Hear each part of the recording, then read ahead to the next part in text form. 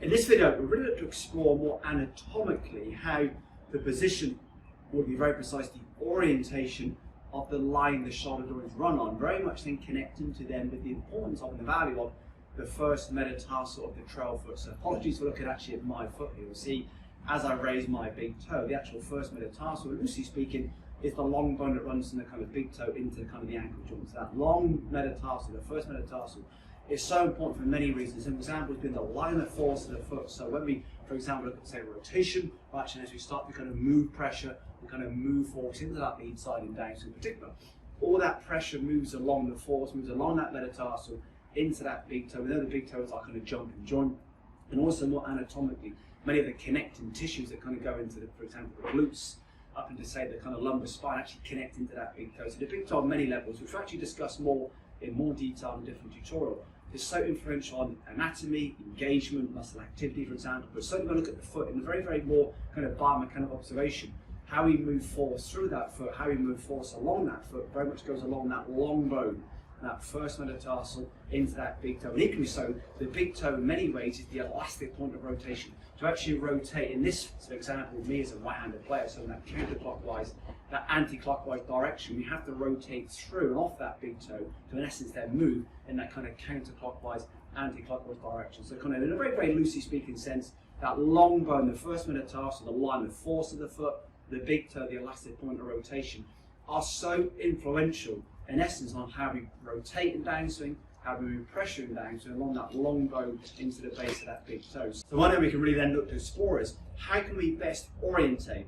the rib cage. It's called a loosely speaking, let's call it shoulder line for the purpose of the tutorial. We're keeping a very kind of loose definition. How can we orientate the shoulder line to best then allow us to then move that force along that metatarsal to then push off the base of that big toe and allow that rotation and movement of force into that kind of downswing phase. So a really kind of anatomical way we can use this. And it even then goes back to some of the more deeper kind of myofascial connections, the meridians, the lines that run through our body. One of those spiral connections that we have, which goes into more deep kind of foot mechanics, foot anatomy, is when we align the shoulder orientation to the line of that first metatarsal, almost in many ways optimally loads the foot to then allow force to move along that metatarsal into the base of that big toe. So more of a kind of reference we can use then.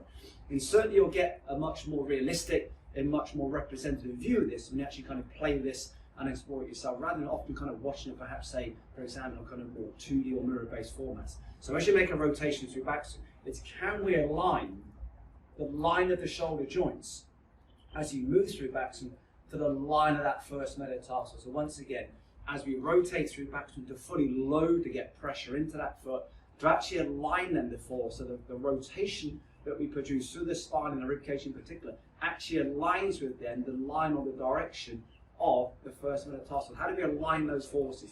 The line of force on the foot to the line of rotation through that ribcage. And as we rotate through ribcage, can we align those shoulder joints so they absolutely parallel match the line of that metatarsal of that foot, which then in many ways maximally then loads the metatarsal and then allows that lovely kind of explosive, very elastic movement of force along that metatarsal into that big toe. And also more precisely, as we actually kind of rotate, align those shoulder joints actually align with that first metatarsal, we get that wonderful kind of symmetry, the alignment of force, the alignment of rotation to the rib cage with the alignment of the actual positioning of that metatarsal. Sometimes, for example, when we kind of don't produce that rotation, again, this is very much kind of shape dependent, as in terms of the human frame, shape dependent, club dependent. This is a very exploratory way of really understanding and establishing how can we align the force of rotation to the foot, to the spiral of rotation through the spine and ribcage, and almost maximally align the forces being produced by the spiral of rotation